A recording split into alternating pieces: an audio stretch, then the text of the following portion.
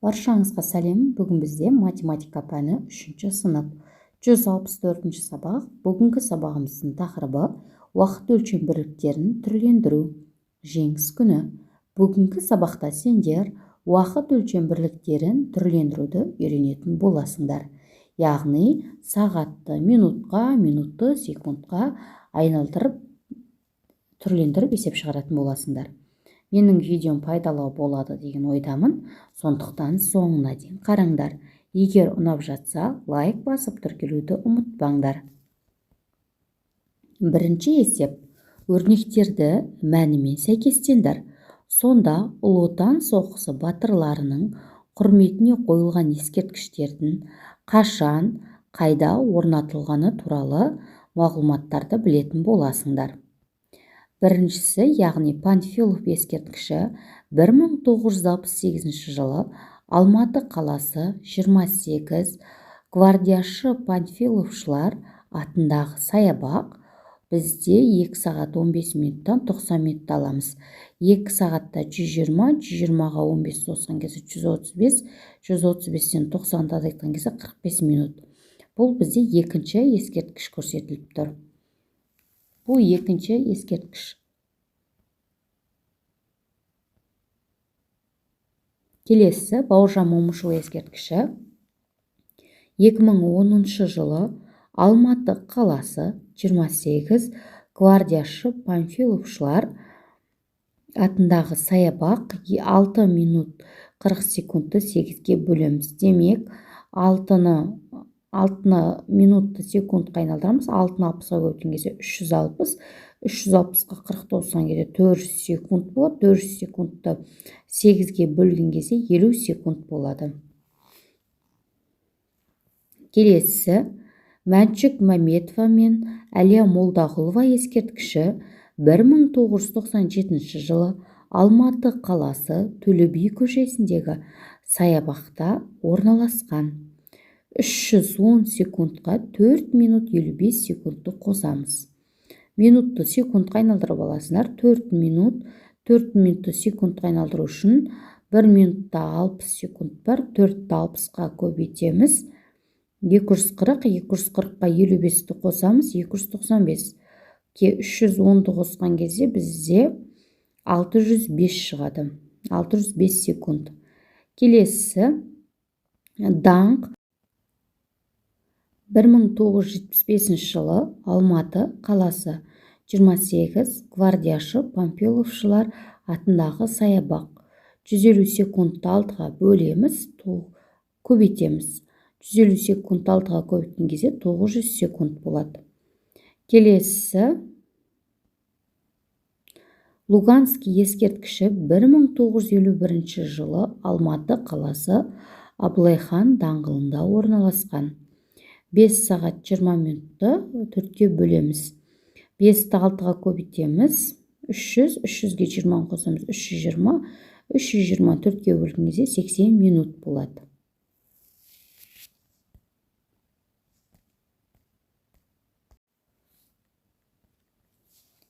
Екінші есеп, шартты есеп, есептерді шығар. А тапсырмасы.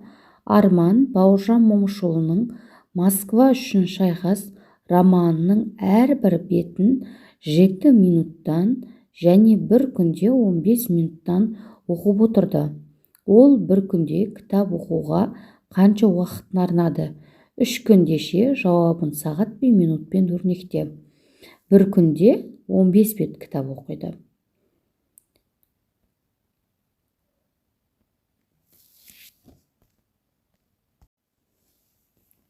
Бір бетіне 7 минут уақыт жұмсайды. Енді біз бір күнде неше минут кеткен табу үшін 15-те 7-ге көбейтеміз. Сонда 105 болады. Бір күнде 105 минутын кітап оқумен өткізеді. Енді келесі 3 күнді табу үшін 105 3-ке көбейтеміз. 315 болады. Арман 3 күнде 315 минут сағатқа айналдырған кезде 3 күнде 5 сағат 15 минут уақытын арнайды. Ә тапсырмасы оқушыларға музейдің Ұлы Отан соғысы жылдарында бөлімін таныстыру сағат таңғы сағат 9:30-да басталып, 11:15-те аяқталды. Оқушылар музейде қанша уақыт болды? Жауабын сағат және минутпен өрнекте. Біз 11-ден 15 кетті, яғни азайтамыз. 11-ден 15-пе 9:30-да азайтамыз.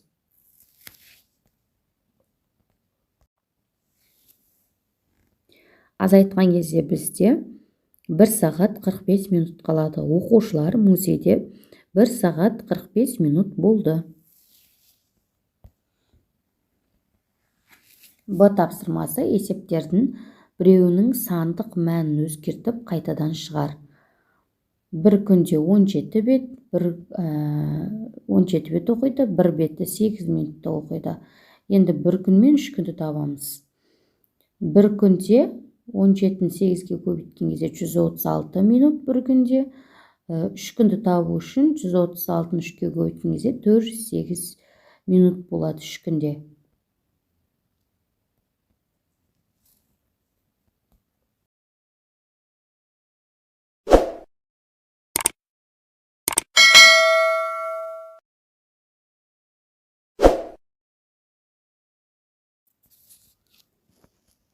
Үшінші есеп минутпен өрнекте. 6 сағат 20 минут. 6 сағатта 1 сағатта 60 минут бар. 6 сағатта 360 минут бар. 360-қа 20 минутты қосқан кезде 380 минут болады. 9 сағатта 9-ды 6-ға көбейтеміз 54, яғни 540 минут. 540-қа 10 қосқан кезде 550 минут болады. Дәл солай 4 сағат 30 минутта 270 минутқа тең. Ал 7 сағат 40 минутымыз 460 минутқа тең. Төртінші есеп, есептерді теңдеу құрып шығар. А тапсырмасы: кітапханада жеңіс күні мерекесі қарсаңында басылып шыққан 90 дана кітап әкелінді. Олар әрбір қорапқа 10 данадан салынған. Кітапханаға барлығы неше қорап кітап әкелінді? Бір қорапта 10 кітап, 90 кітап берілген. Енді қанша қорап қажет екенін табуымыз қажет. Демек, бізде қорап саны белгісіз, 10 көбейтілген x тең 90 болады. Енді теңдеуді шығаратын боламыз. 90-ды 10-ға бөлген кезде 9 болады. Демек, бізге қажет 9 қорап кітап әкелінді. Ә тапсырмасы: жеңіс күні мерекесі құрметіне ұйымдастырылған әскери шеруге әскери мектептердің 150 оқушысы қатысты. Олар әр қатарда 15-тен сап құрып өтті. Әскери мектеп оқушылары неше қатар сап құрды? Бір қатарда 15 адамнан, жалпы барлығы 150 адам. Енді неше қатар сап құрған табу үшін бірінші 15 көбейтілген x тең 150 болады. Теңдеуді шығаратын боламыз. 150-ді 15-ге бөлген кезде 10 шығады. Демек, әскери мектеп оқушылары 10 қатар сап құрды деген сөз. Міне осылай теңдеу құрасындар. Бесінші есеп: қанша уақыт өтті? Минут және секундпен өрнекте. Енді 9-дан 39 минут 15 секунд кетті. 8-ден 43 минут 10 секунд кетті. Енді аралығын табуымыз қажет. Қанша уақыт өткен? Ол үшін есептейміз, азайтамыз. Бізде сонда 8 сағат 43 минут 10 секундтан 8 сағат 39 минут 15 секунд азайтқан кезде 3 минут 55 секунд шығады. Мен баған түрінде жазып көрсетіп қойдым. Келесінде 14 сағат 25 минут 1 секунд. 14 сағат 26 минут 53 секунд. Ауызша есептесеңдер де болады. Мен баған түрінде көрсетіп қойдым. Айырмашылығы бізде 1 минут 52 секунд болады. Демек, 1 минут 52 секунд уақыт аралығы өтті. Алтыншы есеп сағатпен өрнекте. Бір тәулікте 24 сағат бар. Демек, 5 тәулік 13 сағатта неше сағат бар екен табу үшін 5-ті 24-ке көбейтеміз. Оған шыққан санға 13-ті қосамыз. Сонда мәні 133 сағат болады. Қалған есептерді дәл солай шығарасыңдар. 2 тәулікте 24 сағат, 24 сағатта 48 сағат бар. 48-ге 19 сағатты қосқан кезде 67 сағат болады. 8 тәулікті 8-ді 24-ке көбейтеміз. Оған шыққан санды 3-ге қосамыз. Сонда 195 сағат болады. Келесісінде де 3 тәулікті 3-ті 24-ке көбейтеміз. Және одан шыққан санға 10-ды қосасыңдар. Демек, сонда бізде 82 сағат шығады. Өте оңай есептер. 7-ші есеп. Бастауыш сынып оқушылары Ұлы Отан соғыс ардагерлерімен кездесу ұйымдастырып, тәрбие сағатын өткізді. Кестеде әрбір сыныптың тәрбие сағаты қаншада басталып, қашан аяқталғаны көрсетілген.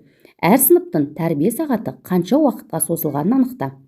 Бірінші сынып 9:35-те басталып, 10:10-да аяқталды. Демек, бірінші сыныптың тәрбие сағаты уақыты 35 минут созылды. Екінші сынып 10-да басталып, 10:40-да аяқталса, екінші сыныптың тәрбие сағаты 40 минутқа созылды.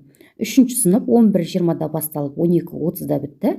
Демек, үшінші сынып 1 сағат 10 минут уақытқа созылды тәрбие сағаты. Ал төртінші сыныпта 15:30-да басталып, 17:00-де аяқталды. Енді табамыз, азайтамыз. Мен баған түрінде астына жазып көрсетіп қойдым. Төртінші сынып 1 сағат 30 минут тәрбие сағатын 1 сағат 30 минут уақытқа созылды тәрбие сағаттары. 8-ші есеп секундпен өрнекте. 1 минутта 60 секунд бар. Енді 1 минут 36 секундты секундқа айналдырамыз. 1 минутта 60 секунд бар. 60-қа 36-ны қосамыз, 96 секунд болады. 4 минутта 4-ті 60-қа көбейтеміз. 240 болады. 240-қа 24 секундты қосқан кезде 264 секунд болады. Дәл солай қалған есептерді міндетті түрде минутты секундқа айналдырасыңдар. Қанша минут берілсе де, сендер оны 60-қа көбейтесіңдер. Және сол секундты қосып, мәнін жазатын боласыңдар. Өздерің осы есепті шығарыңдар. Шығарып болғаннан кейін менің есебіммен салыстырсаңдар болады. 9-ші есеп. Фигуралардың периметрін және ауданын тап. Бірінші ұзындығын және енін өлшеп аламыз. Ұзындығы бірінші фигурада бізде 6 см, ені 3 см. Ауданын табу үшін ұзындығын еніне көбейтесіңдер. Демек, 63-ке көбейтеміз, 18 болады. Ауданы 18 см квадратқа тең. Ал периметрін табу үшін ұзындығы 6, 6-ға 3-ті қосамыз, 9, 9-ды 2-ге көбейтеміз, 18 см. Демек, бірінші фигураның периметрі 18 см және ауданы 18 см квадратқа тең. Мен есептің шартын көрсетіп қойдым. Дәл осылай А, В деп жазасыңдар. Екінші фигураға назар аударамыз. Ұзындығы 3 см. Бұл бізде шаршы берілген. Демек, барлық қабырғасы бірдей. Енді ұзындығы 3 см, периметрін және ауданын табамыз. Мен формуласын көрсетіп қойдым. Яғни, периметрді табу үшін 3-ті 4-ке көбейтеміз. Өйткені барлық қабырғасы бірдей. Ауданды табу үшін 3-ті, яғни А-ны 4-ке көбейтеміз. Ауданды табамыз, 3-ті 3-ке көбейтеміз, 9 см квадрат. Ал периметрін табамыз, 3-ті 4-ке көбейтеміз, 12 см-ге тең. 10-ші есеп.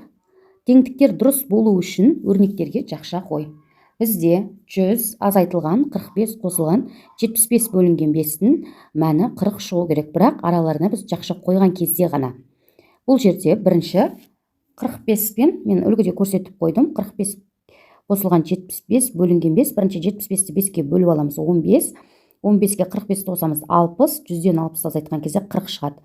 Келесісінде де жақшаны көрсетіп қойдым. 100 бен 75-тің арасында бірінші 100-ден 45-ті азайтамыз, 55. 55-ке 75-ті қосамыз, 130. 130-ды 5-ке бөлген кезде бізде 26 шығады.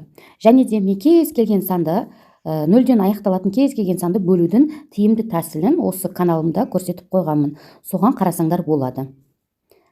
Келесісінде 76 шығу үшін 45 пен 75-тің арасына жақша ашамыз. 45-ке 75-ті қосамыз, 120. 120-ны 5-ке бөлген кезде 24 шығады. 100-ден 24-ті азайтқан кезде 76 шығады.